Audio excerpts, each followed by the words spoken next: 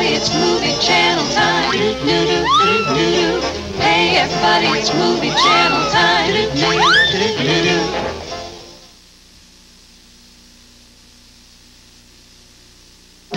More TMC news. Ever-lovely Liz Taylor recently wielded a cologne bottle at the New York Stock Exchange Luncheon Club and spritzed several men into submission. La Liz was laying it on to introduce her new scent, Passion for Men.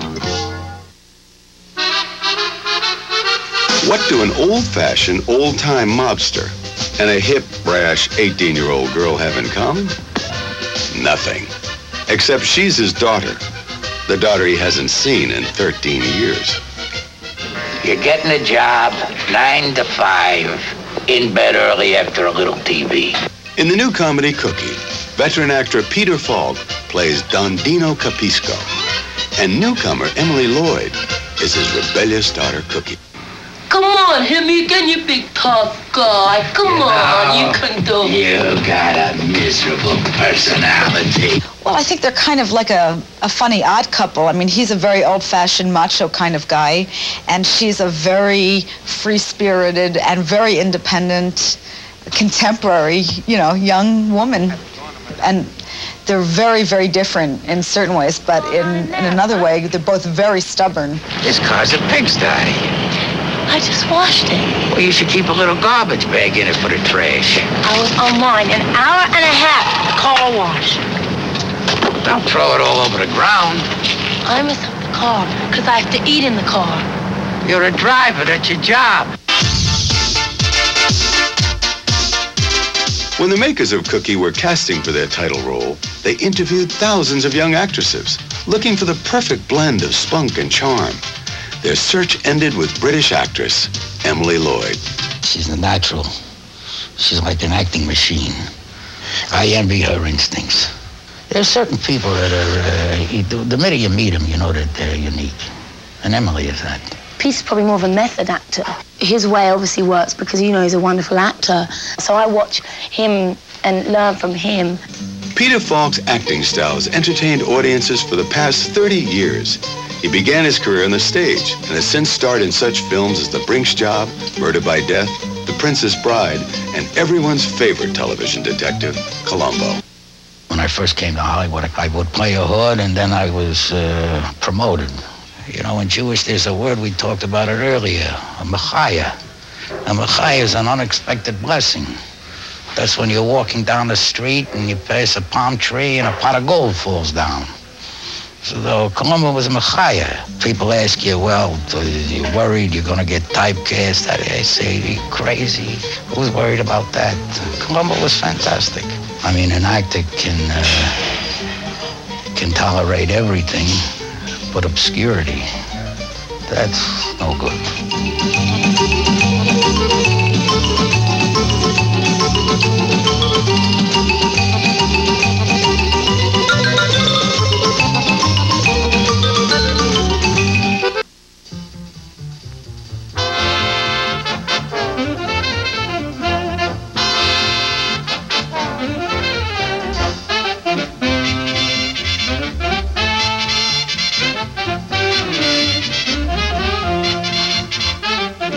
Gladys Monroe Baker Mortensen was a star-struck Hollywood film cutter when she gave birth to her first child.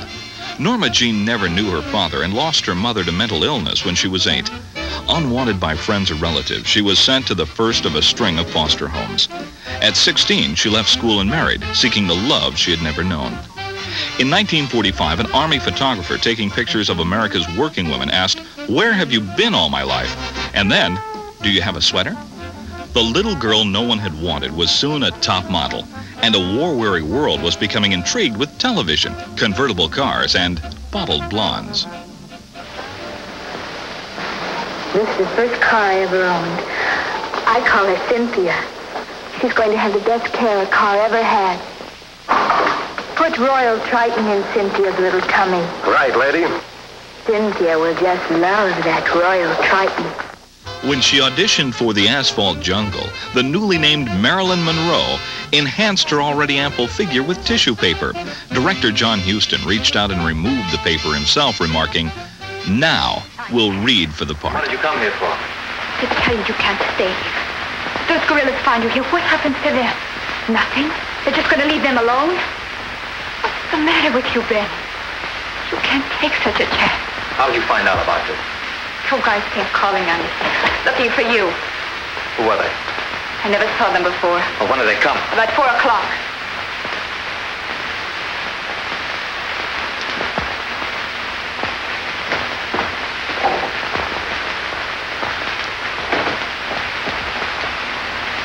You dumb broad. You stupid little... What's the matter?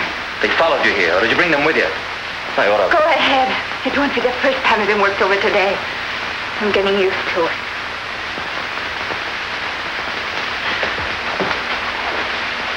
Where are you going?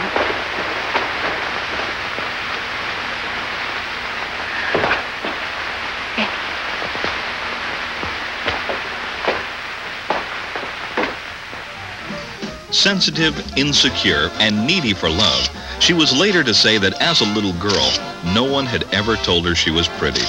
She added that all little girls should be told they're pretty, even if they aren't. Norma Jean Baker, better known as Marilyn Monroe, in a page from our Hollywood scrapbook.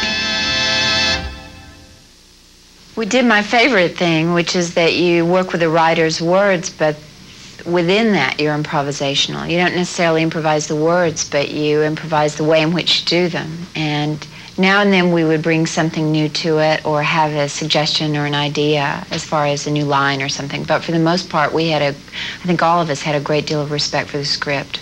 It's certainly written by people who might not claim to be experts on parenting, but they're certainly right in the thick of things because, you know, they between them have many children, the two writers. One of them actually has triplets. And his wife doesn't even look insane. There's no like twitches or blinking eyes or anything. I had dinner with her and I kept looking at her for signs of insanity. And she appears to be really okay. The Movie Channel makes it easy to shift your VCR into maximum overdrive because now you can record movies every night with no promotional interruptions on VCR Overnight. Friday, tape Joe Bob Briggs All-Night Drive-In, starting with Porky's Revenge at 1:15 a.m., 12:15 Central, followed by The Inheritance and Code of Silence. It's the easiest way ever to feed your machine a nightly dose of movies. VCR Overnight. Tape while you sleep, then watch when you want.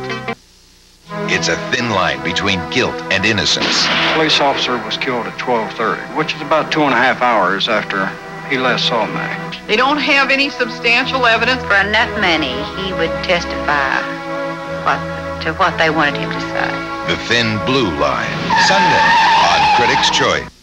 Hi, I'm Robert Osborne from the Movie Channel. I'd like to talk to you about a very serious problem affecting the satellite and cable TV industry and us, the viewers, signal theft. If you buy or sell video ciphered scramblers or cable equipment that's been tampered with or illegally tap into cable lines, you could go to jail, pay costly fines, have your business or home raided, cause subscription fees to be raised, and more. It's a federal offense. Don't put yourself in jeopardy. Signal theft. If the deal is a steal, you'll pay. More TMC News. Kathleen Turner is turning her attention south of the border. The sexy actress has optioned Robert Stone's novel A Flag for Sunrise, about an American nun involved in Central American politics. It's about last night. You hear about a Negro boy you don't even know? You telling me that, baby? You telling me I'm not supposed to feel anything when something like that happens? What I'm saying is this ain't your business. In any successful movie, from the minute the lights go down till the end credits stop rolling, there's an element that you've certainly noticed but maybe haven't paid much attention to. For director Martin Davidson, music is as essential a part of the movie-making process as the filming itself. I still want to do something. I know, girl.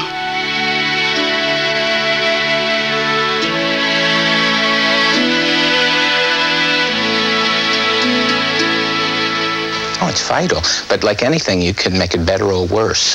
The wrong music, the wrong cues, the wrong person to compose it. There's any number of things that you can do that will be wrong. Hopefully you make the right choices, though. You think that the line should stop once they come. Once she closes the door. Davidson is working with composer Kenny Vance on the soundtrack of his latest film, Heart of Dixie, starring Treat Williams and Ali Sheedy. Set in the Deep South during the 1950s, Davidson and Vance are striving for a musical score which contains the essence of the time and place. I know what it needs to feel like, and anything short of that just isn't right. And I think also with the scoring, you have to try to get to the core of the emotional fiber of the particular scene. If it's heartbeat that you need, or cow or chicken feed, come to Earl's. The most important thing for me is the choice of instrumentation, and the choice of music really sets a mood for an audience and gives them a guide as to what the mood of the film should be. You know, a saxophone can do wonders for a scene at night, or it can be changed completely if using violins. There's a lot of different elements that come together. You can put down the rhythm section, the string section, the vocals, and then there's an element to it that happens, and you see it combined with the visual and the audio. Is when it fits, it's like music to my ears.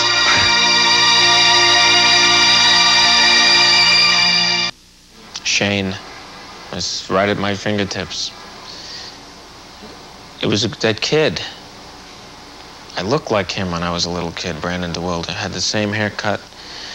Something about that movie that I loved. And there was a little boy who was basically, to me, the lead in that film.